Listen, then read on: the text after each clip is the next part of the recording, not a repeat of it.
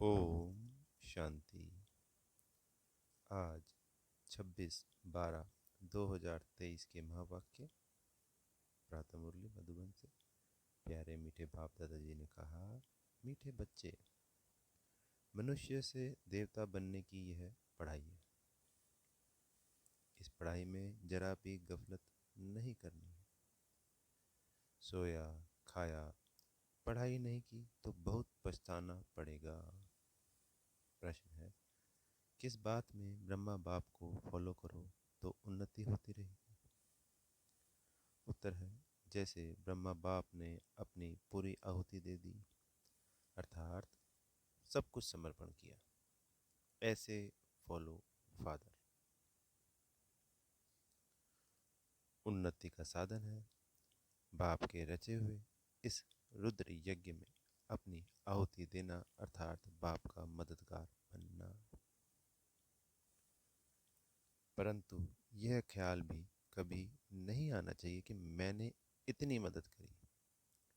एक संसार में कहावत है, नेकी कर और दरिया में डाल, या नेकी कर भूल जा। जो भी कुछ करो कहीं पे भी तन मन धन से, उसको भूल जाओ, याद नहीं करना।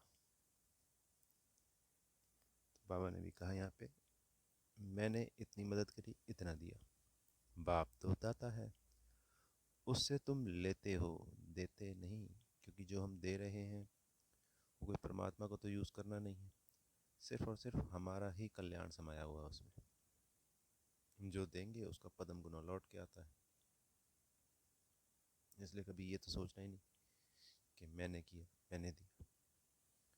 गीत है, तूने रात गवाई सो के, ओम शांति। बच्चों ने गीत सुना, इस पर भी बच्चों को समझाना है। बाप कहते हैं बच्चों से, मैं बात करता हूँ और कोई भी ऐसे कह नहीं सकेंगे। साधु संत महात्मा तो ढेर हैं, कोई कहते हैं कि इनमें शक्ति है। यह तो सबका बाप है, वह बैठ समझाते हैं। बहुत बच्चे हैं जो सारा दिन बस खाते पीते और सोते हैं, नींद बहुत करते हैं। इससे क्या होगा? हीरे जैसा जन्म खो देंगे। माया गफलत बहुत कराती है। कुंभकर्ण की नींद में माया ने सुला दिया है। तो आज बाबा उन बच्चों की बात करते हैं जो बाबा को याद ही नहीं करते हैं। कुंभकर्ण की नींद में अज्ञानी तो सोए हुए हैं, पर बाबा के भी ऐसे बच्चे हैं जो कि सोए हुए हैं, ज्ञान में आने के बावजूद भी, खाना पीना और सोना। अब जगाने वाला आया है, अज्ञान निद्रा से जागो। सारी सृष्टि, उसमें भी खास भारत में अज्ञान ही अज्ञान है। तो बाप कहते हैं अब गफलत करेंगे तो बहुत बहुत पछताना पड़ेगा। फिर पछताने से तो काम नहीं होगा, क्योंकि अंत में जब पछताएंगे तो फिर उसके बाद तो समय समाप्त हो चुका होगा। इसलिए बार बार सचेत करते हैं बाबा हमें इन मुरलियों के द्वारा। यहाँ मनुष्य से देवता बनने की पढ़ाई है, ऐसे और कोई कह ना सके। ऐसे नहीं, यहाँ भी वही ज्ञान है। यह तो पढ़ाई ही नई है। आदि सनातन देवी देवता धर्म की स्थापना होती है। ऐसे तो यहाँ भी देवी बहुतों को कहते हैं। स्त्री देवी तो पुरुष देवता हो गया। परंतु हम तो सतयुग में देवी देवता पद पाने का पुरुषार्थ कर रहे हैं। तो इस कलयुग में भी अनेकों को देवी और देवता कहते ही हैं। पर बाबा कह रहे हैं हम तो असलियत में बन रहे हैं ना, तो उसका पुरुषार्थ कर रहे हैं। सतयुग में हम होंगे ही देवी देवता। सो तो जरूर सतयुग स्थापन करने वाला ही प्राप्त कराएगा। अब सब सत्संगों से यह बात न्यारी है। जो ईश्वर को सर्वव्यापी कहते हैं और अनेक अवतार बताते हैं, उनसे पूछो, अगर ईश्वर सर्वव्यापी है तो अवतार कहने वाले भी जरूर ईश्वर का अवतार होंगे। अच्छा, फिर रचना के आदि मध्य का राज तो बताओ। अगर ईश्वर के अवतार हैं तो उनको तो सब कुछ पता होगा। जो बाबा ने ज्ञान दिया, वैसा ज्ञान कहीं और से तो आना चाहिए ना संसार में। तो कुछ भी बता नहीं सकेंगे। भिन्न भिन्न प्रकार के होते हैं। रिद्धि सिद्धि वाले भी हैं। नई आत्मा आती है तो वह भी ताकत दिखाती है। यह धर्म स्थापन करने नई आत्मा प्रवेश करती है तो उनका नाम बाला हो जाता है। यहाँ शक्ति की बात नहीं। तुम कहेंगे, शिव बाबा, हम आपसे स्वर्ग का वर्षा लेने के लिए आए हैं। इसको ही ईश्वरीय जन्म सिद्ध अधिकार कहा जाता है। तो जो हम प्रभु से, परमात्मा से अपना ईश्वरीय जो बर्थ है हमारा, ईश्वरीय जन्म सिद्ध अधिकार है, जो स्वर्ग का वर्षा ले रहे हैं।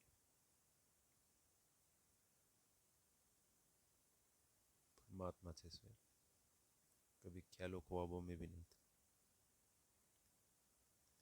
पहले तो यही नहीं था कि कभी ऐसे ईश्वर मिलेगा और हमारी पालना होगी, उसके साथ हम पूरा एक जीवन, एक जन्म जिएंगे। अद्भुत। बहुत बहुत शुक्रिया बाबा का। तुम ईश्वरीय औलाद हो। कोई भी साधु संत महात्मा ऐसे नहीं कहेंगे कि हम बाप दादा के बच्चे हैं। तुम जानते हो हम स्वर्ग का वर्षा ले रहे हैं। बाबा कहते हैं पूरा वर्षा लेना है तो बाप की याद में रहो। बाप यहाँ ही पढ़ाते हैं। राजा स्थापन हो जाएगी तो यह पढ़ाई और पढ़ाने वाला गुम हो जाएगा। जब राजा स्थापन हो जाती है तो बाबा भी चले जाते हैं और इस ज्ञान में भी हम ये सब कुछ भूल जाते हैं। सिर्फ एक याद रहती है कि मैं आत्मा हूँ। यह ब्राह्मण कुल अभी है। कहते हैं हम ब्रह्मा की औलाद हैं। तो ब्रह्मा कब आया? ब्रह्मा तो संगम पर आएंगे ना। प्रजापिता ब्रह्मा जिन ब्राह्मणों को रचते हैं वह तो देवी देवता बन जाते हैं। फिर ब्राह्मण तो रहते नहीं हैं। हम फिर देवता कुल में चले जाएंगे। फिर कर्मकांड के लिए जो पुजारी ब्राह्मण है वह कोई ऋषि मुनि आदि ने शुरू किए होंगे। द्वापर में जब शिव आदि के मंदिर बनाकर पूजा करते हैं तो जो पूज्य देवी देवता थे वह पुजारी बन जाते हैं। तो द्वापर में सब शुरू हुआ होगा ना, तो ये ब्राह्मण बनाए होंगे। उस समय मंदिरों में ब्राह्मण चाहिए, तो उसी समय ब्राह्मण भी शुरू हुए होंगे। तो कह सकते हैं कि द्वापर के 400-500 साल बाद मंदिर की स्थापना हुई, सोमनाथ की पहला मंदिर। तो तभी से ये ब्राह्मण, जो संसार के ब्राह्मण हैं, उनकी भी शुरुआत हुई। जो पुजारी, जो पूज्य से पुजारी बने, उनको ब्राह्मण नहीं कहेंगे।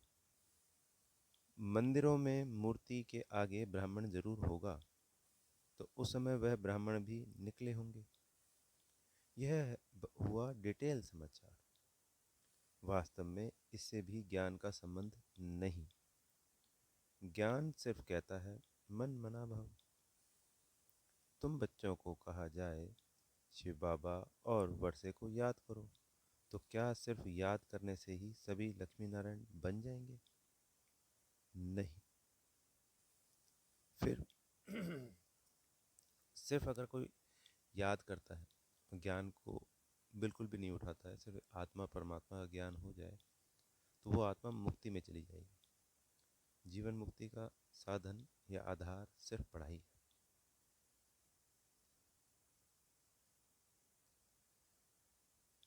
फिर पढ़ाई भी तो है। जितना ज़्यादा सर्विस करेंगे उतना उच्च पद पाएंगे, उतना गोल्डन स्पून इन माउथ होगा। नई दुनिया बनने में, अदली बदली होने में टाइम तो लगता है ना। विनाश के बाद स्थापना होगी, कलयुग के बाद सतयुग होगा। भल अर्थक्वेक आदि होती रहती है, परंतु अनेक धर्मों का विनाश होना है। ड्रामा पूरा होता है। अभी हम बाबा के पास जाकर फिर नई दुनिया में आएंगे। परमधाम जाके तभी तो आएंगे ना हम यहाँ पर। इस समय हम इस यज्ञ के ब्राह्मण हैं। शिव बाबा ने 5000 वर्ष पहले मौखिक रुद्र ज्ञान रचा है। यह बहुत बड़े ते बड़ा यज्ञ है। इस यज्ञ की संभाल करते हो तुम सच्चे ब्राह्मण। वह ब्राह्मण तो मेटीरियल यज्ञ रचते हैं। कौन सा? अग्नि जलाने वाला, उसमें आहुतियां देने वाला मेटीरियल यज्ञ। कोई आपदा आनी होती है तो यज्ञ रचते हैं। सतयुग में गुरु आदि की दरकार नहीं थी। गुरु वहां होगा जहां सदगति की जरूरत हो। अब यहाँ तो अथाह गुरु है। इतने वेद शास्त्र आदि होते हुए भी भारत की ऐसी गति क्यों हुई है? तुम लिख सकते हो 5000 वर्ष पहले मौफिक सब मनुष्य कुंभकर्ण की घोर निद्रा में सोए पड़े हैं। 5000 साल पहले भी ऐसे हुआ था और अब भी ऐसे ही सोए पड़े। नींद तो सब करते हैं, परंतु यह अज्ञान निद्रा की बात है।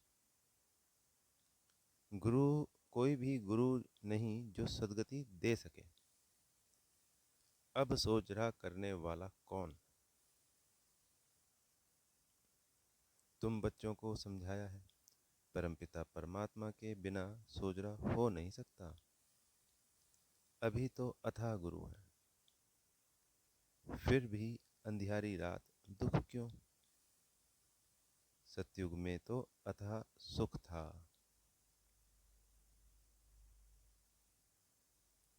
अब जब भगवान की श्रीमत मिले तब सुख हो। रावण ने ही भारत को पतित दुखी किया है। बाप कहते हैं इस काम महाशत्रु को जीतो। बाबा हमेशा काम महाशत्रु, कभी क्रोध महाशत्रु या लोभ महाशत्रु नहीं, काम महाशत्रु।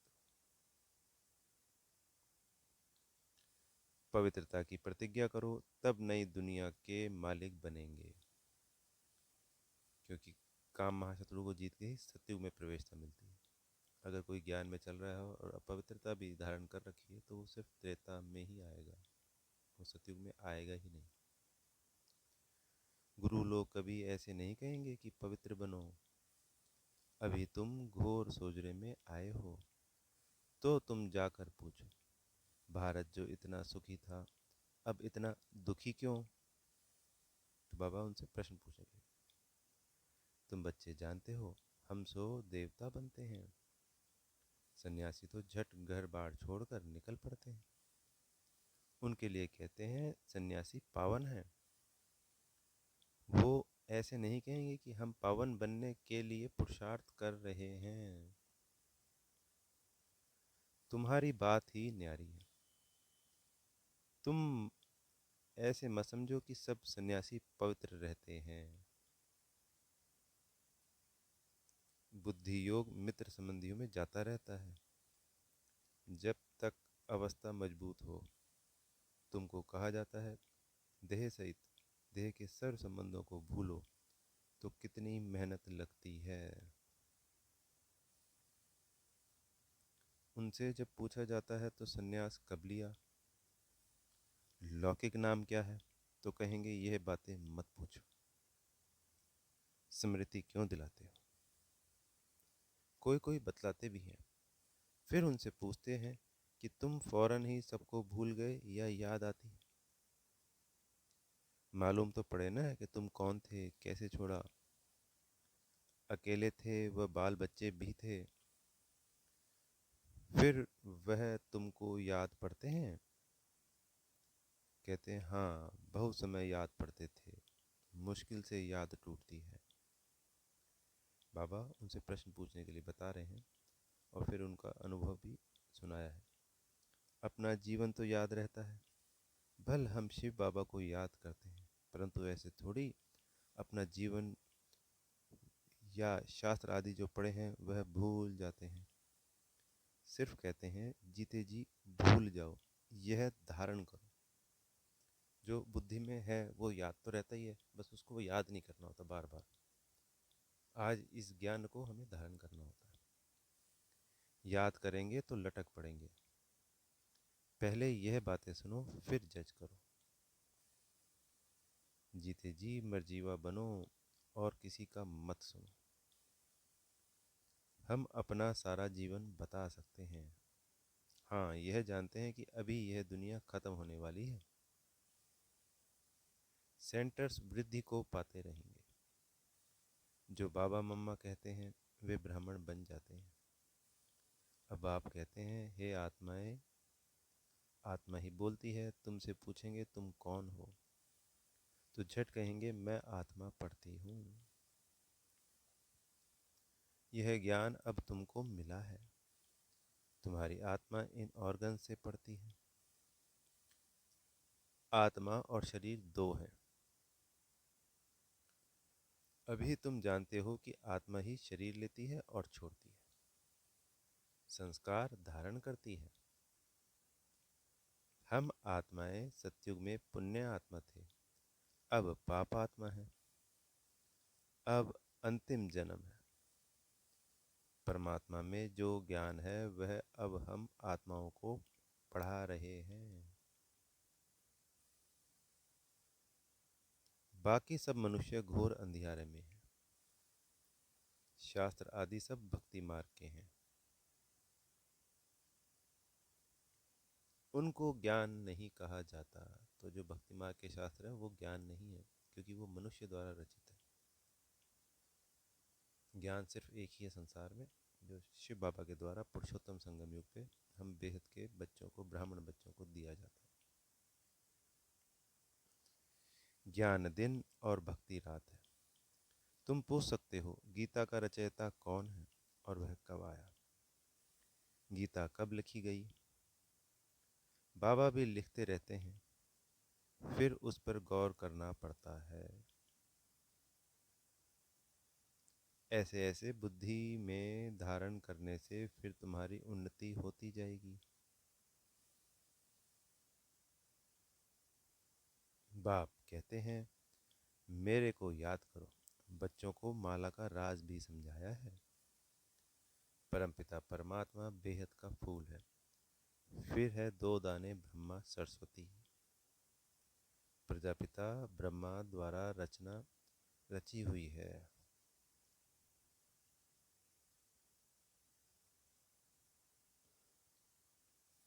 यह है आदिदेव और आदि देवी। यह ब्राह्मण है जिन्होंने स्वर्ग बनाया है, इसलिए इनकी पूजा होती है। बीच में वह 8 दाने हैं जो सूर्यवंशी बने, बहुत मदद की। नॉलेज बुद्धि में रहनी चाहिए। बाबा माला का मन करके पूरी माला के बारे में बता रहे हैं। जो सबसे ऊपर फूल होता है वो शिव बाबा हो गए, फिर 2 दाने होते हैं तो आदिदेव आदि देवी ब्रह्मा और सरस्वती हो गए। और फिर बाबा कह रहे बीच में वो 8 दाने होते हैं, क्योंकि जो अष्टतन कहलाते हैं ना।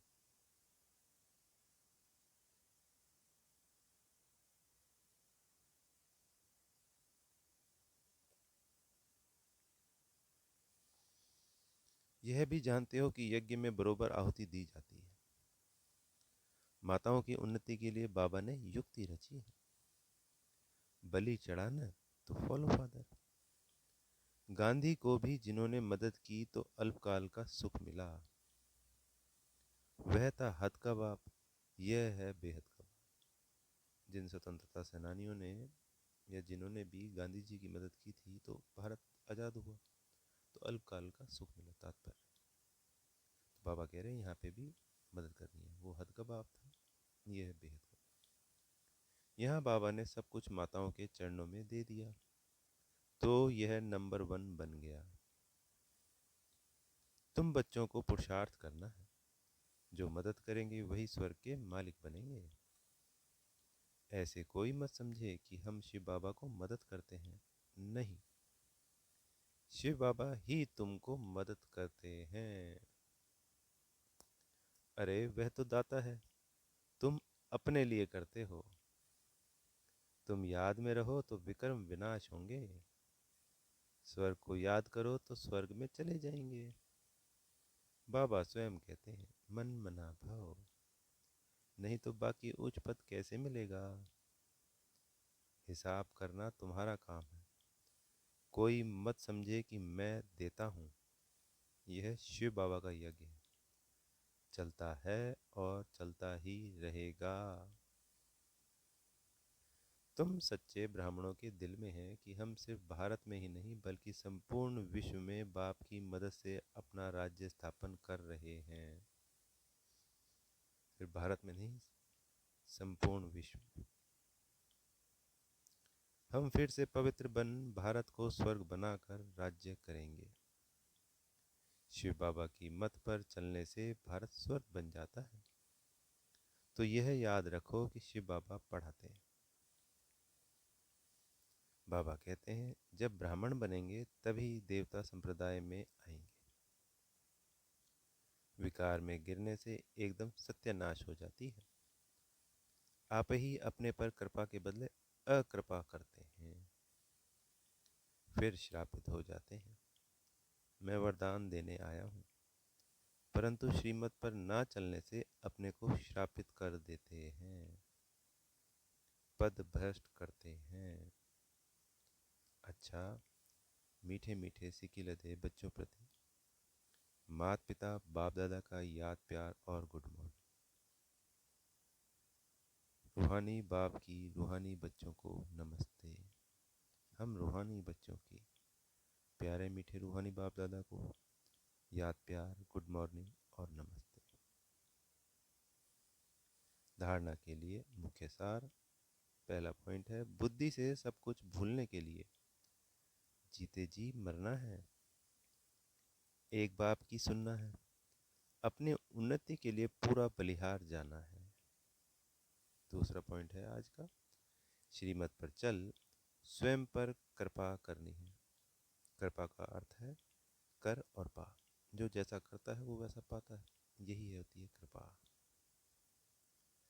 सच्चे ब्राह्मण बन यज्ञ की संभाल करनी है, पढ़ाई अच्छी रीति पढ़कर उच्च पद लेना है। वरदान है सेवा को बाप के आगे बुद्धि से अर्पण कर स्वयं निश्चिंत रहने वाले सफलता स्वरूप भव। सेवा को बाप के आगे बुद्धि से अर्पण कर, बुद्धि से सारी सेवाओं को अर्पण कर देना। जो भी हम सेवा करते हैं सदा स्वयं निश्चिंत रहने वाले सफलता स्वरूप भव। कोई कैसी भी मुश्किल सेवा हो, लेकिन उस सेवा को बाप के आगे बुद्धि से अर्पण कर दो। मैंने किया, सफलता नहीं हुई, यह मैंपन नहीं लाओ। बाप की सेवा है, बाप अवश्य करेगा। बाप को आगे रखो तो सदा निश्चिंत रहेंगे और सफलता भी मिलेगी।